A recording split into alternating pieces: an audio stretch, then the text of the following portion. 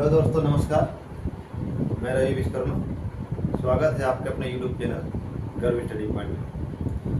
तो दोस्तों, दिल्ली सल्तनत का अंतिम वंश यानी कि लोधी वंश आज शुरू करते हैं।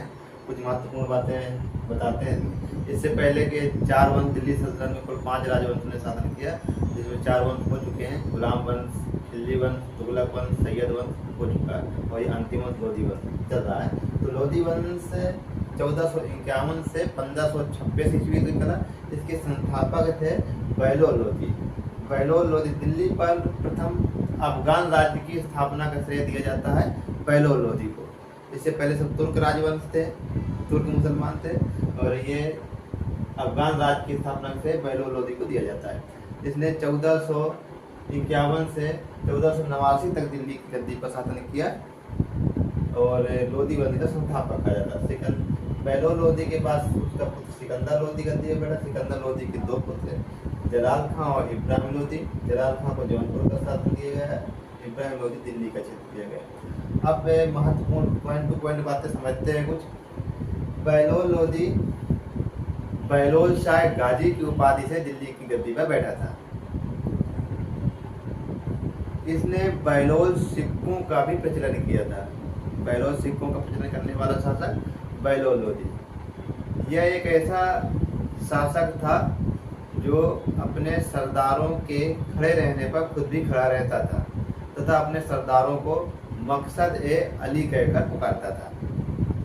तो ये हुई बहलोल लोधी की कुछ बातें, महत्वपूर्ण बातें जो इम्पोर्टेंट हैं एग्जाम से संबंधित। अगला शासक आता है बहलोल लोधी का पुत्र सिकंदर लोधी, जो लोधी वंश का सर्वश्रेष्ठ शासक हुआ। तो लोधी वंश का सर्वश्रेष्ठ, सर्वाधिक बुद्धिमान शासक, सर्वश्रेष्ठ यानी कि शक्तिशाली शासक कहा जाता है सिकंदर लोधी, जिसे सिकंदर शाह लोधी के नाम से जाना जाता है।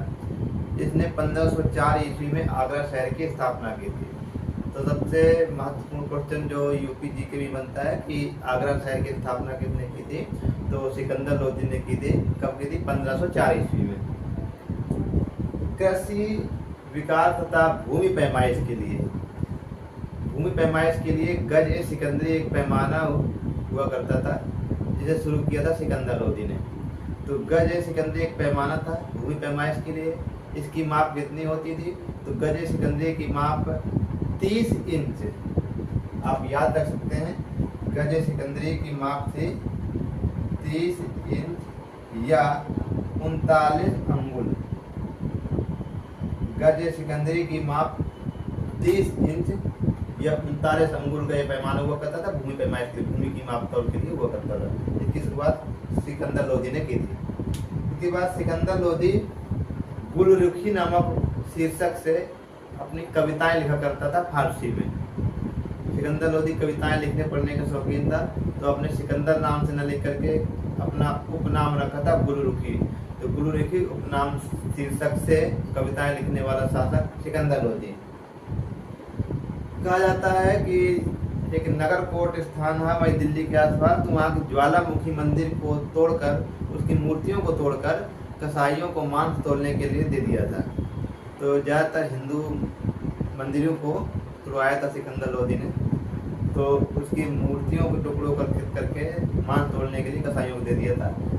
और इसी के साथ साथ मुसलमानों को ताजिया निकालने पर प्रतिबंध लगा दिया था। मुस्लिम महिलाओं को पीरों में मज़ारों में जाने पर प्रतिबंध लगा दिया था।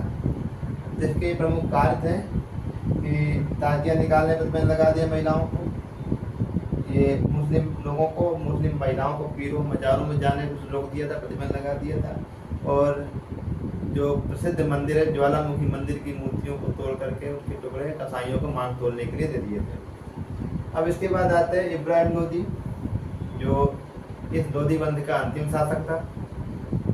अच्छा, इसकी मृत्यु जो है, तो ये सिकंदर लोधी की मृत्यु गले की बीमारी के कारण 1517 ईस्वी में हो गई थी। ये क्वेश्चन भी बनता है कि किस दिल्ली सल्तनत के शासक की मृत्यु गले की बीमारी के कारण हो गई थी? सिकंदर लोधी की हो गई थी 1517 ईस्वी में। अब आते हैं इब्राहिम लोधी, जो लोधी वंश का अंतिम शासक। 1517 से 1526 तक शासन किया इसने, और 1526 में जब बाबर ने आक्रमण किया तो पानीपत युद्ध में ये मारा गया था। तो ये लोधी वंश का अंतिम शासक इब्राहिम लोधी। बाबर ने इब्राहिम लोधी के समय ही भारत पर आक्रमण किया था।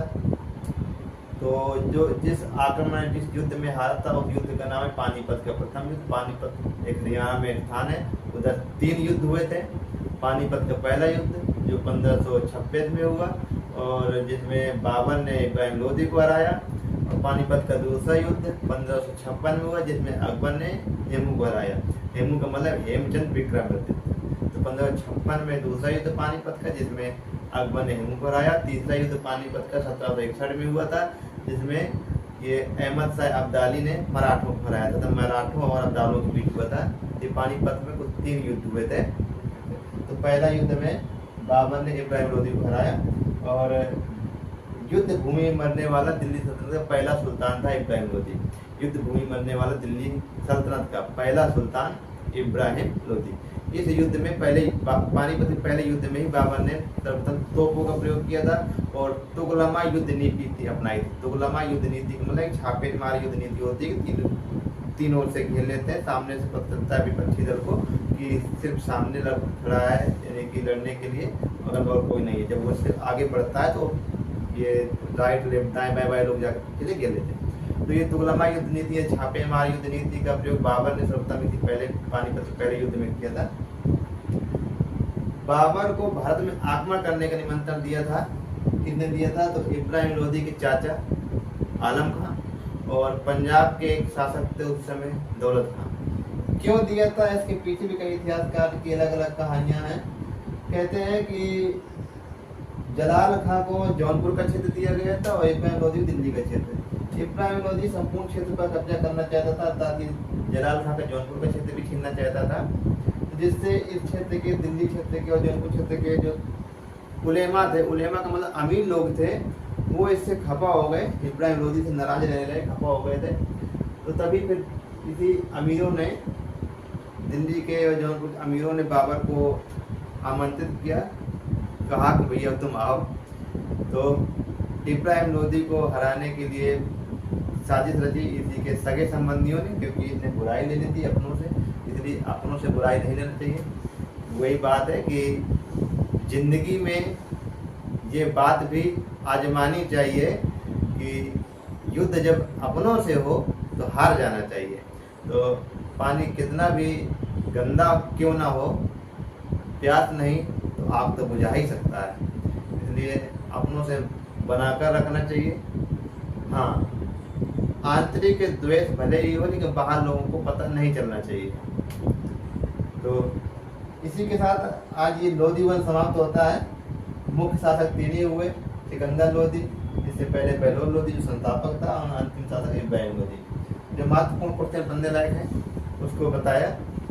अब मिलते हैं अगले वीडियो, तब तक के लिए बहुत बहुत धन्यवाद। वीडियो अच्छा लगा हो तो चैनल को सब्सक्राइब करिए, लाइक शेयर करते रहिए और कमेंट बॉक्स में अपने सुझाव अवश्य भेजिए। नमस्कार।